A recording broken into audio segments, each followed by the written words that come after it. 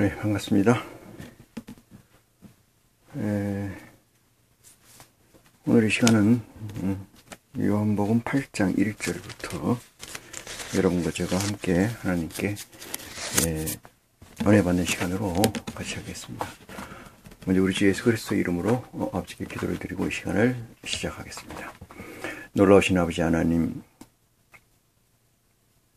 오늘도 저희가 무엇이간 너희처럼 사랑하시사 썩어질 가운데서 건져주시고 아버지 하나님의 성산으로 이토록 불러주시는지 그 은혜를 생각할 때마다 무한 고마움과 영광을 아버지께 드립니다. 사랑하는 아버지 하나님, 세상 가운데서 특별히 택해주시고 세상 가운데서 만족치 못하고 아버지의 깊은 진리를 흠모하고자 사랑한 머릿속의 심령들을 특별히 기억하여 주시사 이 자리로 진리의 성령의 가마로 부르신 줄 저희가 믿사오니 이 믿음 위에 아버지 하나님 축복하여 주시고 이 믿음이 끝까지 아버지의 사역이 완수되는 그날까지 함께 할 수 있도록 아버지 크나크신 은혜로 더하여 주시길 원합니다. 말씀을 증거하고 듣는 자가 하나가 되어서 온전히 아버지 하나님의 의만 나타내기에 부족함이 없는 이 시간으로 정결케 하여 주시옵소서. 아버지 하나님, 처음 시간입니다. 끝까지 홀로 우리 아버지 영광 받으실 줄 저희가 믿사오며 우리 주 예수 그리스도 이름으로 기도합니다. 아멘.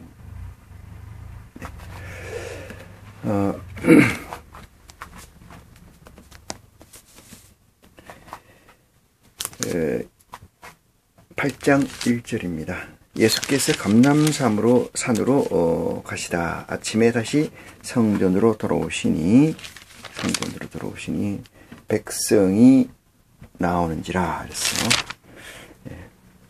백성이 다 나오는지라 앉아서 저희를 가르치시더니 서기관과 바리새인들이 간음 중에 잡힌 여자를 들고 끌고 와서 가운데 세우고 예수께 말하되 선생님이 이 여자가 간음하다가 현장에서 잡혔나이다. 이렇게 서술하고 있습니다.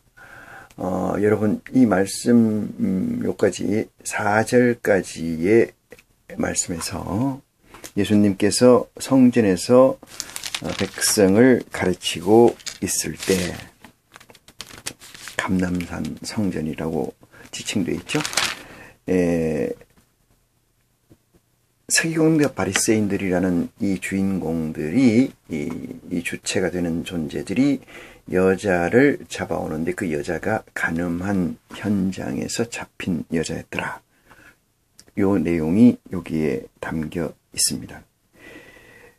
여자가 간음하다 잡혔다 이 얘기에 관해서 시작될 것 같습니다만은 여기서 이제 간음이라는 것이 어떻게 규정하고 있는가 이 문제에 관해서 우리가 살펴봐야 되는데 이 간음을 구약에서의 모세의 율법의 간음과 그리스도의 간음이 다르다는 사실을 우리는 적시할 수가 있습니다. 구약에서의 간음은 이 엄청난 죄인데 이 간음은 신약으로 넘어오면서 간음의 개념이 조금 바뀌어서 여자를 보고 음욕을 품은 자를 간음한 자라고 하고 그 자에 관한 규정이 신약에 있습니다.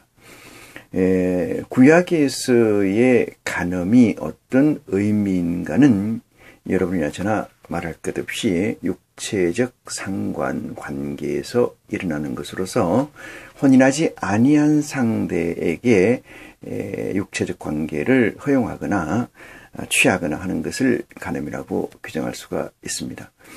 모세율법에서는 그 이상의 개념을 다룰 수가 없어요. 왜 그러냐면 모든 것이 돌판에 새겨져 있기 때문에 그 공의가 돌판에 새겨져 있다는 것은 어떠한 사람이나 어떠한 존재가 심판하는 것이 아니고 심판이라는 가치를 2차원적 평면에 적시해놨다. 그래서 적시해 놓은 것을 가지고 심판하는 것이 모세의 법이고 모세가 우리에게 준 죄라는 개념의 성립입니다.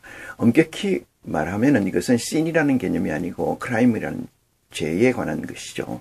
생활죄, 인간의 육체적 사회성에서 가지고 있는 죄라 생각하는 것이 온당하다. 이렇게 이야기를 먼저 드릴 수가 있습니다.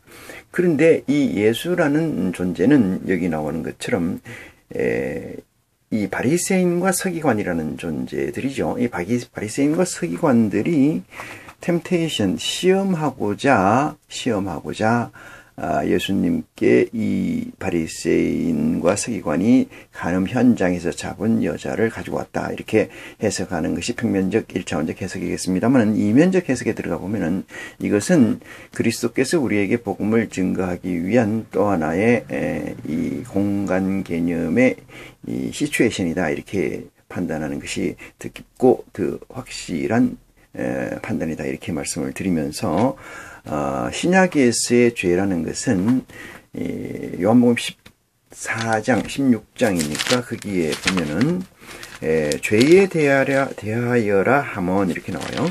죄에 대하여라 하면 뭐가 죄인가? 이 문제는 너희가 나를 믿지 아니한 것이다. 이게 죄래요. 믿지 않은 것이다. 여기서 나라는 것은 예수고, 예수라는 걸 뜻껍질을 한꺼풀 벗겨서 보면 그리스도라는 거고, 그리스도라는 것은 하나님이 구약의 율법의 적시에서 우리에게 주신 소망 가운데 유일한 출구, 기름 부은 자, 우리를 구원할 자, 이렇게 되는 것이 예수죠. 그럼 이 예수께서 우리에게 말씀하시는 것은 16장 8절에 이렇게 적시되어 있어요. 16장 9절이네. 죄에 대하라 하면 저희가 나를 믿지 않는 거다. 이러는 것은 나를 믿지 않는다는 얘기는 궁극적으로는 하나님을 믿지 않는다. 이 말씀과 같습니다. 하나님을 믿지 않는다는 건 엄청난 죄지요. 이 하나님의 말씀을 믿지 않는다. 하나님의 명령을 믿지 않는다. 하나님 존재를 믿지 않는다. 이런 부분에서 하나님을 믿지 않는다의 제일 키는 무엇이냐면 하나님이 말씀하신 존재를, 가치를 실행하지 않는다 이 뜻입니다. 그리스도는 시인하면서, 예수가 그리스도 되심을 시인하면서 예수 그리스도의 말씀을, 메시지를 당신들의 삶에, 우리들의 삶의 제1순위, 우선순위로, 영순위로 두어서 살지 않는다 이 뜻이죠. 그럼 영순위로, 그리스도의 복음이 영순위화 되지 않는다는 것은 모세 율법이 영순위이거나 그 외의 것이 영순위로 자리하고 있다. 이 얘기를 16장 9절에서 너희가 나를 믿지 아니함이다. 이렇게 증거하고 있는 거죠. 그것이 죄라는 거예요. 그러니까 이것은 신에 해당되는 그 종교, 일반적으로 종교에서 얘기하는 죄라. 신과 피조된 또는 신과 그 신을 모시는 존재들 간에 성립할 수 있는 죄다. 이 말이에요. 이게. 인간관계에서 벌어지는 얘기들이 아니다. 이 말입니다. 모세율법은 인간관계에서 벌어지는 형이하학적 가치들이 사회성을 이루고 살아가는 데 있어서 벌어질 수 있는 것들에 관한 것이지, 물론 모세의 10계명 중에 1계명에서 4계명은 그리하지 않습니다. 그 이후의 계명들에 관해서는 그렇게 적시되어 있기 때문에 모세의 율법은 육체에 관한 법이고 그리스도의 법은 생명에 관한 법이다. 이렇게 생명이라는 건 다른 말로 바꾸면 본질에 관한 법이다. 이렇게 해석하는 것이 옳다라고 말씀드릴 수가 있습니다. 자, 간음한 자를 잡아왔는데 그리스도께서는 간음이라는 것을 요한복음을 통해서 그렇게 말씀하셨습니다만은 마태복음에서는 예수님께서는 어떻게 말씀하셨느냐 그 부분에서 보면은 예수 그리스도께서 마태복음 6장을 들어봅니다. 마태복음 6장을 들어보면은 왜 마태복음 1장 1절에 예수 그리스도의 세계라고 세계를 선포한 거예요. 예수 그리스도의 세계라고 세계를 선포한 거에 대한 답이 뭐냐면은 예수 그리스도의 세계에서는 하나님 뜻을 제외한 나머지 뜻에 관해서 법을 만들어야 돼요. 법이 있어야 되지 않습니까? 왜 예수 그리스도의 세계인가에 관해서 법이 있어야 된다 이 말이죠. 메시아로서, 구세주로서, 하나님의 아들로서 이 땅에 보내졌다는 사실을 확증하기 위해서는 그 세계가 선포를 해야 되고 그 세계는 뭘로 해야 돼요? 그 세계는 법으로서 유지되는 거예요. 그 법이 무엇이냐? 모세의 율법과 다르기 때문에 예수님께서는 그 법을 우리에게 선포하시는데 그것이 마태복음 6장에 있다 이 말이죠. 6장에 5장부터 있네요. 5장부터 시작된다 이렇게 말씀을 드릴 수가 있어요. 그래서 5장에서 뒷부분에 보면은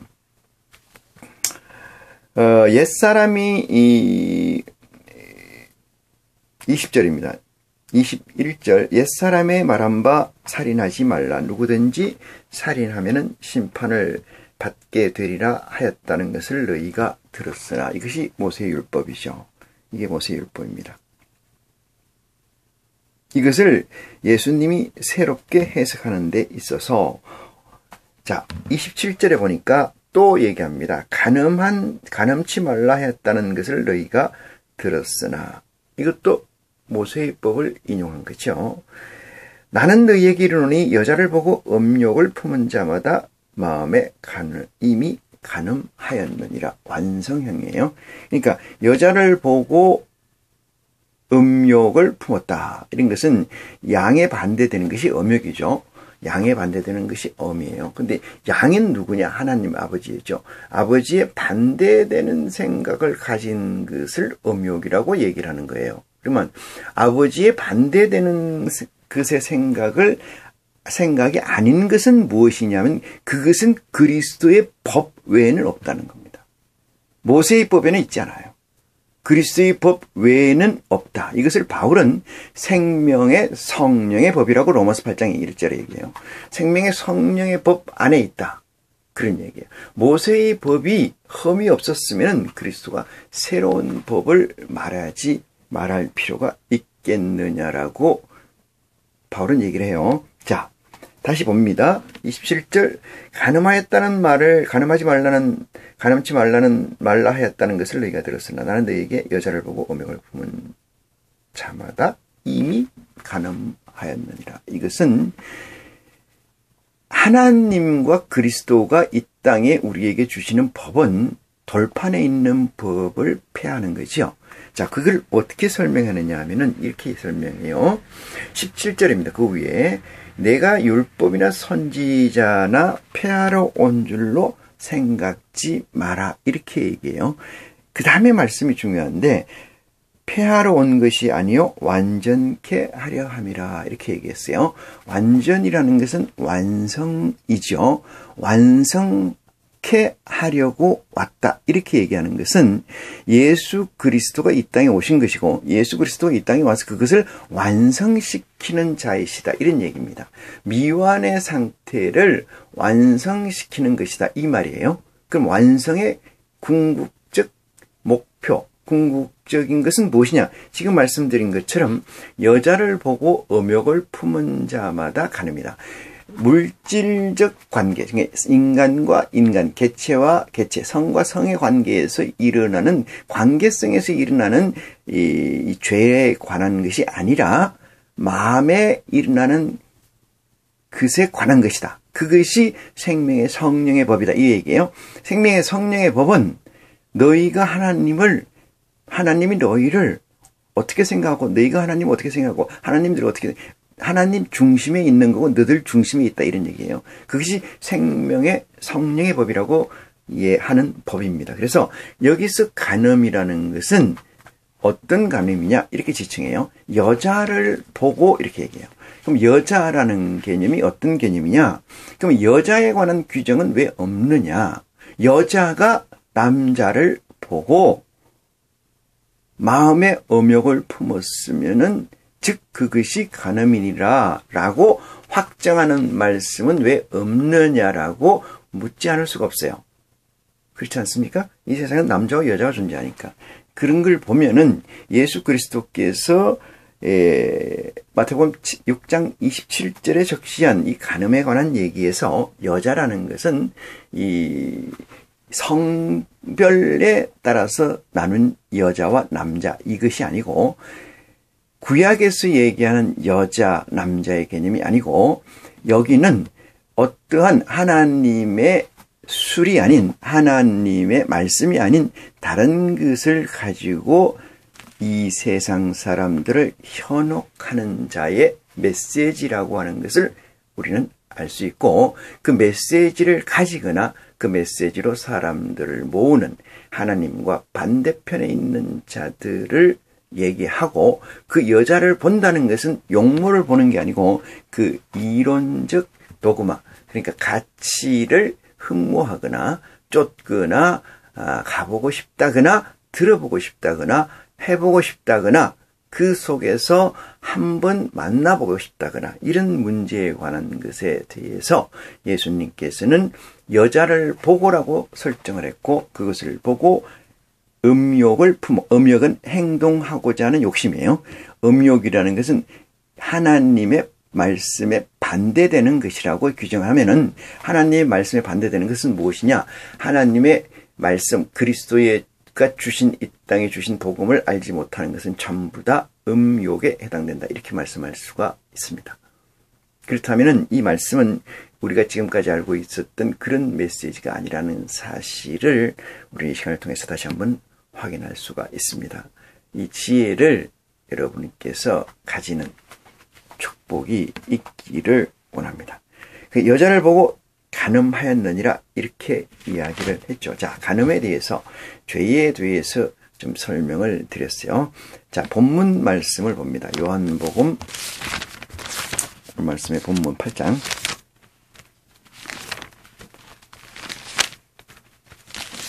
본문에서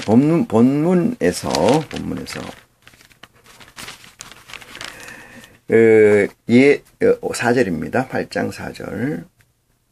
예수께서 말하시되 선생님이 이 여자가 간음하다가 현장에서 잡혔나이다, 이랬어요. 구약에서 간음은 증거제일주의예요.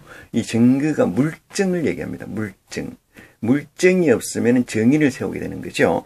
그러니까 물증 제1주의, 이 세상의 모든 법은 그의가 모세율법에서 태동됐다, 이렇게 말씀을 저는 드리고 싶습니다. 그 이유는 증거가 없으면 처벌을 할 수가 없는 법이기 때문에 그렇습니다. 자, 여기서 예수께 말씀하시던 선생님이 여자가 간음하다가 현장에서 잡다. 현장에서 내 눈으로 보고 딱 잡았으니까 증거가 충분하겠죠. 자, 증거가 충분한데 이 여자를, 간음한 여자를 어떻게 당신은 해석하겠습니까? 라고 묻는 거고, 이것은 예수 그리스도께 묻는 게 아니고 이 세상에서 예수를 그리스도라고 시인하는 자들의 양식이 되기 위해서 설정된 시츄에이션이라는 사실을 깨닫게 되는 여러분이 되시기를 간절히 축원합니다. 예수께서 말씀하시되 선생님이여, 예수께 말하되 선생님이 했죠. 5절에 이 모세는 율법에 이러한 여자들을 돌로 쳐서 철하 명하였거늘 선생님은 어떻게 말씀하시겠나이까? 라고 5절에 적시되어 있어요. 6절에 보니까 저희가 이렇게 말하면 고소할 조건을 얻고자 하여 예수를 시험하미니라. 예수께서 몸을 굽히사 손가락으로 땅에 쓰시니, 이랬습니다. 예수를 고소한다는 것은 어떤 전제입니까? 이 바리새인 율법사들이, 서기관들이 예수를 고소할 조건을 찾는다는 이 궁극성은 어떤 거냐면 예수 그리스도가 십자가에 못 박아야 된다는 확정성 때문에 그렇습니다. 이것은 누구의 의지예요? 우리 아버지 하나님의 의지시라는 사실을 깨우침 받는 여러분이 되시기를 간절히 기도합니다. 자, 저희가 이렇게 말하면 고소할 조건을 얻고자 하여 예수를 시험함이라 했어요. 예수를 시험함이라. 예수를 시험한다는 것은 예수의 됨됨이를 시험한다, 이렇게 얘기할 수 있어요. 예수의 됨됨이라는 건 어떤 거예요? 그리스도의 됨됨이라고 확장해서 얘기를 할 수가 있어요.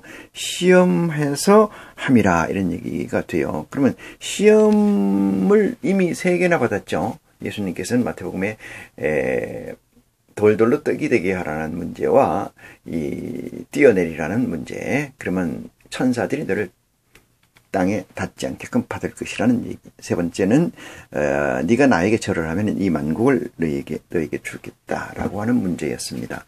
그 문제를 통과한 그리스도께서 계속 끊임없이 하나님으로부터 시험을 받고 있다, 이렇게 해석하는 것이 대단히 온당한 해석이다. 저는 그렇게 말씀을 드리고자 합니다. 자, 7절입니다. 저희가 묻기를 맞이 아니하시는지라 저희가 묻기를 맞이 아니하는지라 이에 일어나 가라사대 너희 중에 이랬어요. 너희 중에 죄 없는 자가 먼저 돌로 치라 하시고 이랬습니다. 여기서 죄라고 얘기하는 건 모세의 율법의 죄입니다. 네, 이들은 모세의 율법의 지배를 받고 있는 자죠. 바리새인과 서기관이니까. 율법사도 마찬가지입니다만 그들을 중심적으로 가지고 하고 있고 그들을 핸들링하고 있는 법은 모세의 율법입니다. 그래서 예수님께서 묻기를 너희가 이렇게 얘기하는 건 바리새인 율법사들이고 유대인들이고 그들은 모세의 율법 지배 아래 있는 자들입니다. 그들에게 묻습니다. 뭐라고? 너희 중에 말입니다. 너희 중에. 죄 없는 자가 먼저 돌로 쳐라. 율법에 규정되어 있기 때문에 그렇습니다. 율법에 규정되어 있기 때문에 돌로 쳐라.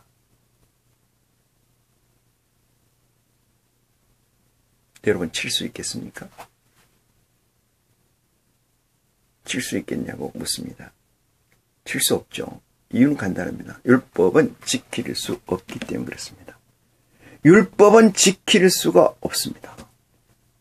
모세의 율법은 지킬 수가 없어요. 그래서 제사가 있습니다.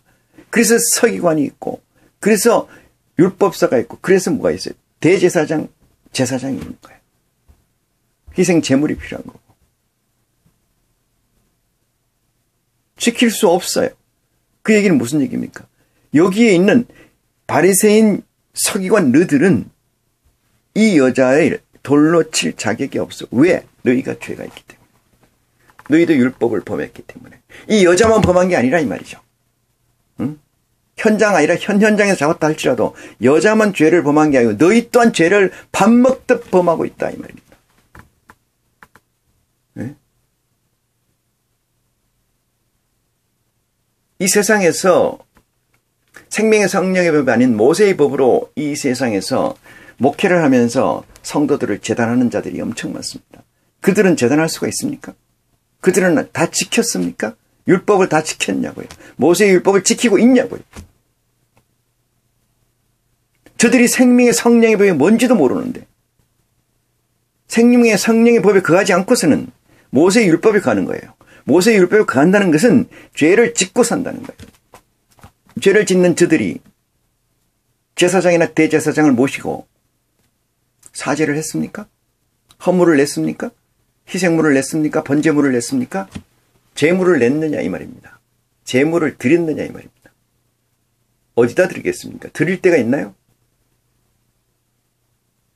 하나님께서 만드신 구약에 만드신 제사장과 대제사장, 성소와 지성소라는 것을 다 없앴기 때문에 어디다 드리냐고 어디다. 드릴 데가 없지 않습니까? 그럼 저들이 다 슈킹 치는 거죠. 나쁜 말로 사기치는 거 아닙니까? 드린다고 하고.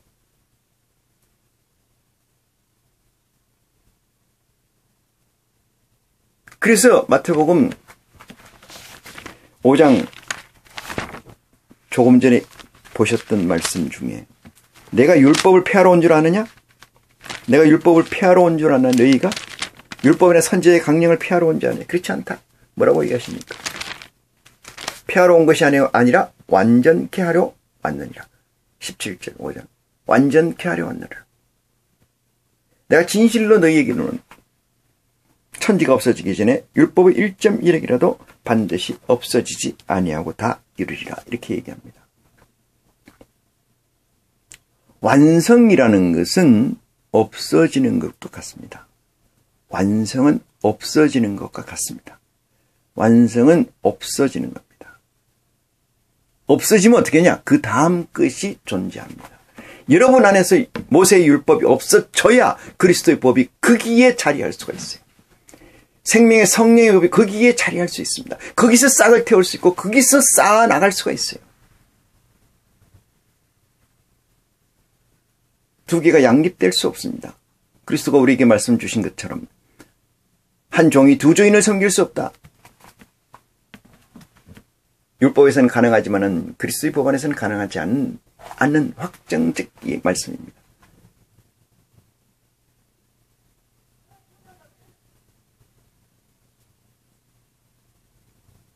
본문 다시 봅니다. 돌로 쳐라 이랬습니다. 자, 율법대로 해라는 거죠. 왜? 너희는 율법 아래 있는 자로서. 그러니까 어떤 상황이 벌어졌습니까? 8절. 다시 몸을 굽히사 손가락으로 땅에 쓰시니 무엇을 쓰셨겠어요? 무엇을 땅에다 쓰셨겠습니까? 그리스도께서. 이 어리석은 인간들아. 내가 그 율법을 온전케 해서 폐하는 주체자이시다 이놈아. 그러면 그 당시의 바리새인과 서기관을 얘기하는 겁니까? 이 말씀을 듣고 있는 이 순간 이 시대에 사는 존재들에게 하는 얘기가 아니냐고 묻지 않을 수가 없습니다. 태초라는 것은 남에게 태초는 역사, 지식 쪽에 들어가서는 하는 얘기예요. 성경에서 태초는 내게 있는 처음입니다. 내게 있는 처음. 성경에서 역사를 배웁니까? 예수님이 우리에게 말씀하셨어요. 나는 산자의 하나님이라고 아버지를 대신해서 말씀하셨어요. 나는 산자의 하나님이다. 죽은 자의 하나님이 아니다 이 말이죠. 그 얘기는 뭡니까? 태초는 수십억 년 전에, 수천억 년 전에 어떤 일이 일어났다. 역사가 왜 중요합니까? 역사가 무엇 때문에 중요해요? 지금 내 앞에 좌표가 없는데 역사가 왜 중요합니까? 누구를 위한 역사이고, 누구를 위한 성경이고, 누구를 위한 성경 공부입니까?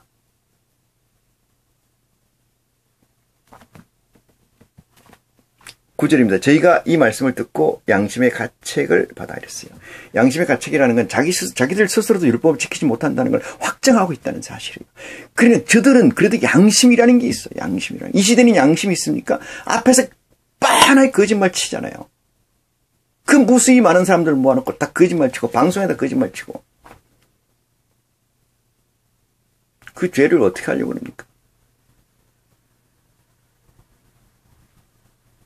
이들은 양심이 있어요. 양심이 있습니다. 예수님이 죄 없는 자는 돌로 쳐라. 율법대로 행하라. 이렇게 명령하셨어요. 퍼펙트한 답 아닙니까? 하나 둘씩 나가고 모여있던 사람이 오직 예수와 그 가운데 섰는 여자만 남았네. 이게 지금 이 시간 오늘 우리의 현재성입니다. 실존적 팩트입니다. 다 같습니다. 이 말씀을 듣고 있는 저와 여러분과 그리스도만 있다는 거죠. 나머지는 다 가버렸습니다. 왜? 율법을 지키지 못한다는 것을 알기 때문에.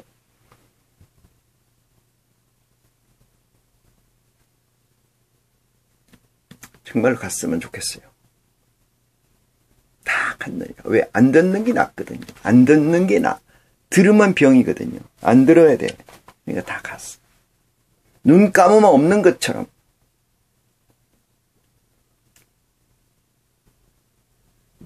눈에 안 보면 없습니까? 하나님은 어떤 분이십니까? 골수를 찔러 쪼개고 생각을 감찰하시는 분이라고 입에서 고백하지 않았습니까?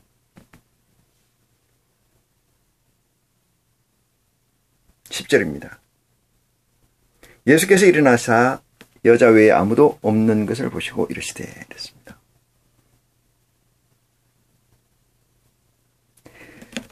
여기 이 여자를 가늠한 현장에서 잡아온 자가 있잖아요. 그 자가 누구예요? 서기관과 바리새인들이지 않습니까? 서기관과 바리새인들. 이 자들이 돌로 치라는 심판을 집행하지 않고 가버렸다 이 말이에요. 집행을 해야 될 거 아닙니까? 가버렸어요. 실무시 다 가버렸어요.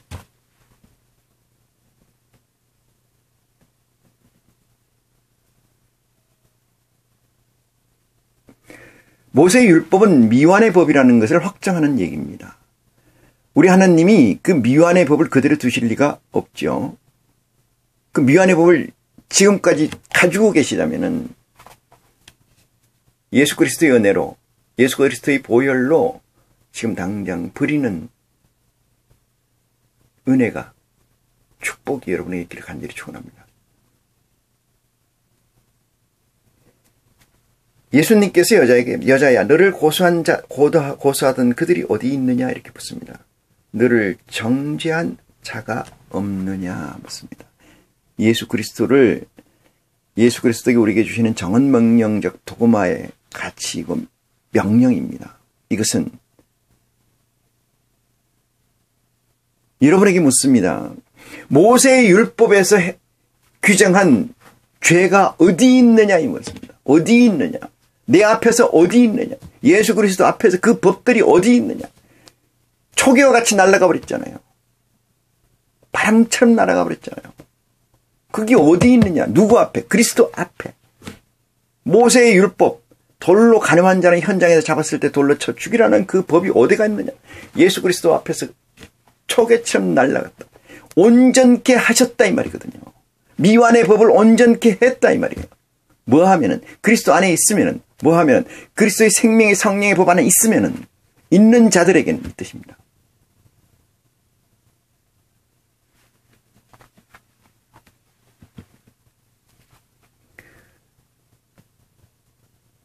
너를 정죄한 자가 없느냐라고 묻습니다. 여자가 대답하되 주여 없나이다. 바람처럼 사라져버려야 됩니다. 예수를 그리스도라고 시인하는 그들에게는 모세의 율법이 이처럼 바람처럼 사라져야 돼요. 새 것이 오면 헌 것은 의미가 없지 않습니까?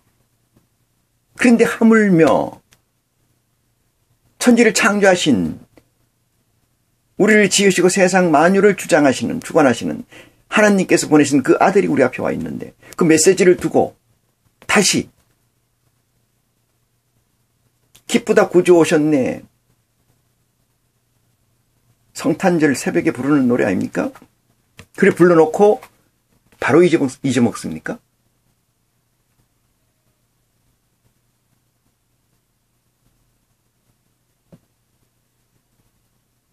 예수께서 가라사대 11절입니다. 나도 너를 정죄하지 아니하노라. 나도 너를 저들이 정죄하지 않았잖아요. 저들이 정죄하지 않았습니다. 예수님이 뭐라고 얘기했어요? 정확히 얘기합니다. 가늠한 자, 남자가 딴 여자와 딴 남자와 합법적 관계, 혼인관계가 아닌 비혼인관계에 있는 존재들 간의 성행위 또는 관심 가지는 행위, 스킨십, 모든 걸 간음이라고 합니다. 그것에 관해서 예수님께서 저들이 심판 안 하고 다 사라졌잖아요. 초계와 같이. 나도 너를 이 사건에 대해서 심판하지 않는다 이 말이거든요. 어떻게 해야 됩니까? 예수? 어떤 목사에게 묻습니다.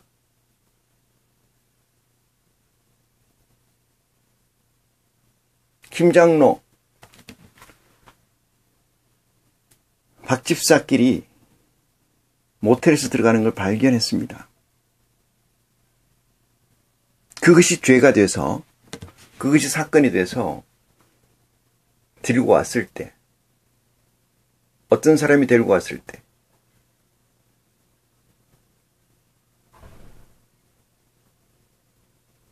당신에게 묻습니다. 내가 간음 현장에서 잡았습니다. 어떻게 하겠습니까? 그러면 어떻게 하실 겁니까? 예수님의 말씀을 쫓을 겁니까? 바리새와 율법사들의 말씀을 쫓아서 모세의 율법으로 행하겠습니까? 모세의 율법으로 규정이 됩니까 이게? 안 되지 않습니까? 왜? 그리스도가 안 했기 때문에. 그리스도를 믿습니까? 예수를 그리스도라고 인정합니까? 예수는 살아계신 하나님의 아들이라고 믿습니까? 예수는 그리스도라고 믿습니까? 나를 믿지 않는다는 거예요. 그래서 나를 믿지 않는다는 거예요. 내가 재림할 때, 내가 이 땅에 다시 올 때 너희가 믿음 가진 자를 못 보겠다 너희에게. 볼 수 있겠느냐? 이 말씀을 하시는 근거 여기 있지 않습니까?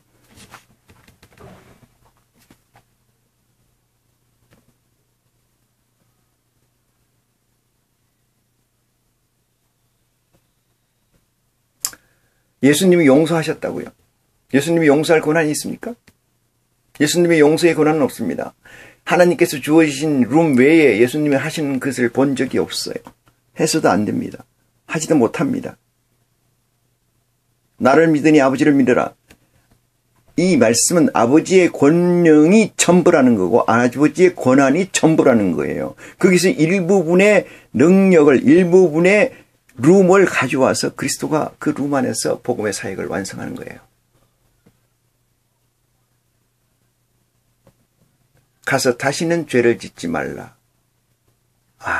요 순간에 이렇게 얘기하겠죠? 죄를 짓지 말라고 했다. 이번에는 용서해 주는 거지만 다음에는 이렇게 하지 말라. 이렇게 얘기한 거라고 해석할 수도 있겠죠. 그러더니 포괄적 룸이다. 이렇게 생각할 수 있어요. 하지만 이것은 당신이 복음을, 그리스도의 복음을 내기 위한 전제이고 술책일 뿐입니다. 예수님은 이렇게 얘기해요. 내 말로 실족 아니할 수는 없잖아. 내 말로 실족 아니할 수는 없으나 실족하는 자는 화 있느니라. 여기서 왜 그런 말씀이 있습니까? 퍼펙트하게 그리스도께서 우리에게 주실 수 있는 말씀만 전한다면 논리의 모순이죠. 왜 그래요? 우리가 온전치 않기 때문에 온전한 말씀을 줄 수가 없다는 사실입니다. 이 세상의 언어는 다 만들어진 가공품이에요. 어떠한 언어로도 그리스도의 아버지의 순전성을 이 땅에서 펴기는 어렵습니다. 그게 우리의 한계입니다. 그게 좁은문이에요. 그래서 성령의 인도를 받아야 돼요. 그래서 진리의 성령의 인도를 받아야 돼요. 그래서 하나님의 택하심이 필요합니다. 하나님의 택하심. 하나님이 그냥 택하십니까? 두드리고 구하고 찾는 자에게, 찾고 구하는 자에게 하나님은 응답하시는 이유가 여기에 있습니다. 모세율법 안에 우리가 엄청나게 많은 죄를 지을 수 있어요. 그렇지만 하나님은 그 말씀 가운데 우리에게 이렇게 이야기하십니다. 아버지는 중심을 보시느니라. 너희가 어떤 의도로 했는가를 본다. 이 뜻이죠. 너희 가운데 있는 생각이 무엇인가를 본다. 이 뜻 아닙니까? 이 부족하고 이 모순덩어리인 이 인간이 어떻게 온전한 존재 아버지 하나님 앞에서 무엇을 얘기할 수 있겠습니까? 어떠한 점 하나, 어떠한 선 하나를 그을 수가 있겠느냐 이 말이죠. 그래서 중심을 보신다고 하시는 거 아니냐 이 말씀을 드립니다. 다시 죄를 짓지 말라. 여기 두 번째 죄는 그리스도의 법에 관한 죄라는 사실이에요.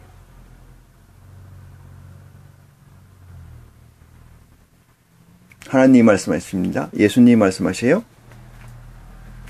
내 말을 듣고 지키지 않는 자라 할지라도 구원의 방법은 있으나 성령을 거역하는 자는 구원의 방법이 없느니라.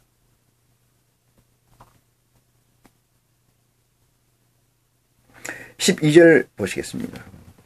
예수께서 또 일러 가라사대 나는 세상의 빛이니 나를 따르는 자는 어두운 데 다니지 아니하고 생명의 빛을 얻으리라. 이 말씀이 그 위에 써 있는 말씀. 가서 다시는 죄를 범치 아니라. 죄를 범하지 않으려면 그리스도를 쫓아가라 이 말이에요. 왜? 당신이 빛이기 때문에. 어둠이 아니고 빛이기 때문에.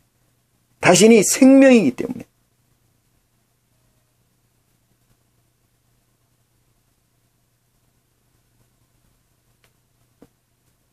내가 있는 동안엔 실족할 일이 없다. 어디에 있어요? 너희 안에 있는 동안에. 이 뜻 아니겠습니까? 너희 안에 있는 동안에. 예수님이 십자가 지시기 전에는 죄 범함이 없다. 이런 말씀이 아닌 것은 아시지 않느냐 이 말씀이죠. 어둠에 다니지 아니하고 생명의 빛을 얻으리라. 이렇게 이야기를 하십니다. 바리새인들이 가로되 네가 너를 위하여 증거하니 네 증거는 참되지 아니하도다. 이렇게 얘기합니다. 바리새인들이 얘기를 합니다. 너는 말이야 너를 위해서 네가 증거해. 그렇기 때문에 너가 너를 증거하는 것은 참되지 않아. 너는 다른 사람이 증거해야 한다. 이렇게 얘기해요. 이게 어쩌면 이 세상에서 대단히 모순된 얘기예요. 이 얘기에 모순의 제일 하이라이트가 뭐냐면은 제일 결정판이 뭐냐면요. 네 자신은 네가 하는 거잖아요. 그렇습니까? 안 그렇습니까? 남이 나를 드절합니까? 내가 나를 드절합니까? 하나님은 그 말을 확실히 말씀하십니다. 하나님은. 네가 제일 잘한다. 다른 사람 필요 없다. 나는 네 마음을 안다. 그게 우리와 하나님과의 관계성이고 한계성 아니겠어요?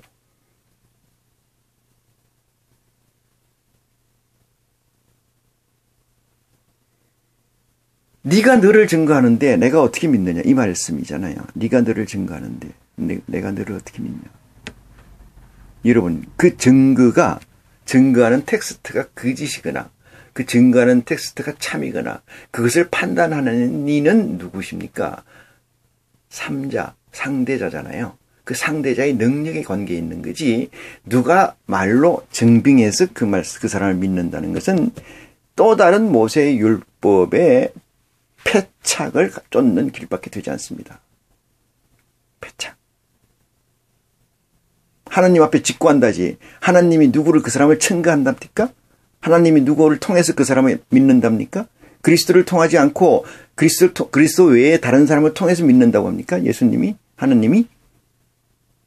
김집사, 박집사, 이집사 아니지. 이목사, 박목사, 김목사, 목사들을 통해서 총회장을 통해서 이 사람을 신임한답니까? 예? 청거를 받는답니까? 누가? 우리 아버지께서? 그걸 믿으십니까? 이 세상에 누구를 믿습니까? 다 똑같은 존재인데 예수님은 그것을 우리는 이렇게 얘기해요. 맹인이 맹인을 인도할 수 있느냐? 이렇게 얘기합니다. 맹인이 맹인을 인도할 수 있느냐?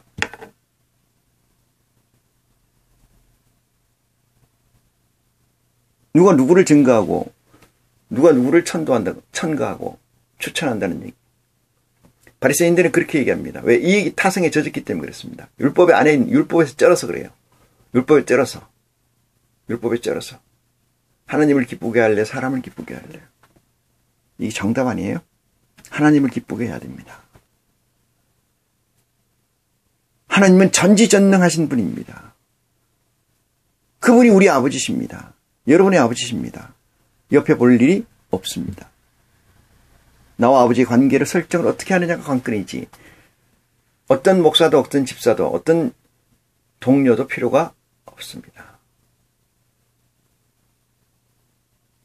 그것이 어떻게 보면 진정한 칼뱅주의자 마틴 루터가 추구했던 그 길이 아닌가 생각을 해봅니다.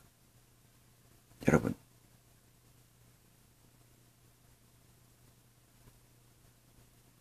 하나님을 만나십시오. 그리스도의 복음을 통해서 말입니다.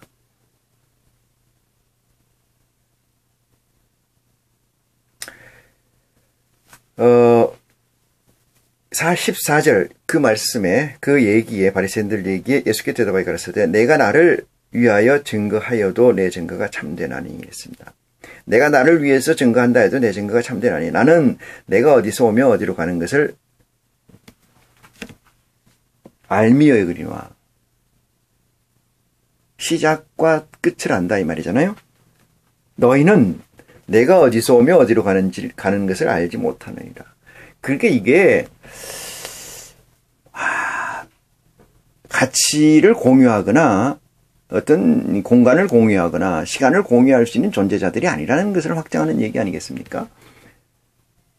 예수 그리스도는 그것을 확정돼 있지만은 바리새인과 율법사 이들은 그것을 확정돼 있지 않는 존재자. 양 주체가 대화가 가능하다고 생각합니까? 대화가 가능하지 않죠. 15절 너는 육체를 따라 판단하나 나는 아무도 판단치 아니하노라. 당신의 권력이 당신에게 이런 권한이 없어요. 예수님은. 만일 내가 판단하여도 내 판단이 참되니 이는 내가 혼자 있는 것이 아니오 나를 보내신 이가 나와 함께 계십니다. 그리스도는 도구다 이 말이죠. 도구.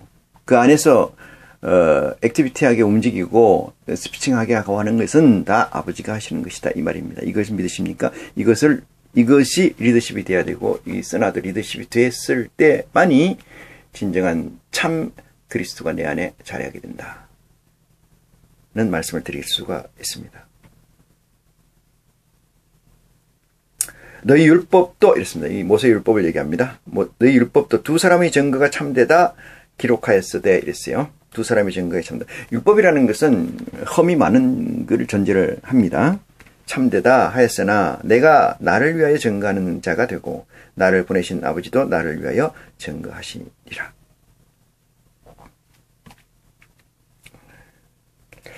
이 돌이켜보면은 그리스도의 복음을 보다 보면은 성령의 도움으로 진리의 성령의 도움에서 그리스도의 복음을 보다 보면 마치 이것은 미물과 사람이 대화하는 것 같은 관계성을 많이 확인할 수가 있습니다.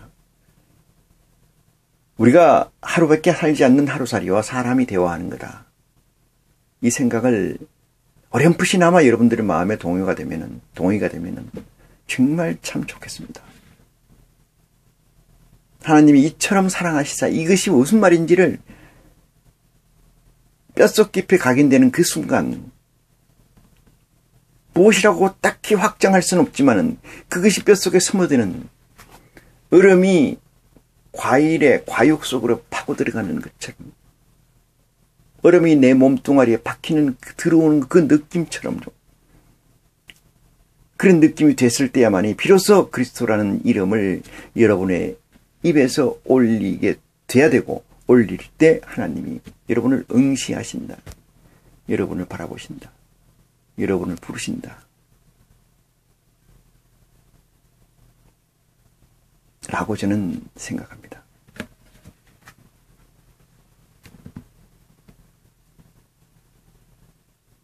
이것이 진정 그리스도의 복음이고 이것이 여기에서 메시지를 증거하는 분이 하나님이 보내신 메시아고 메시아를 보내신 분이 천지를 주관하시고 창조하신 우리 아버지 하나님이라는 사실을 고백한다면 이 말씀을 통해서 새로이 모세의 율법에서 벗어나서 그리스도의 법, 생명의 성령의 법이 여러분 마음에 자리하는 그래서 진정한 자유를 가지는 참 자유를 누리는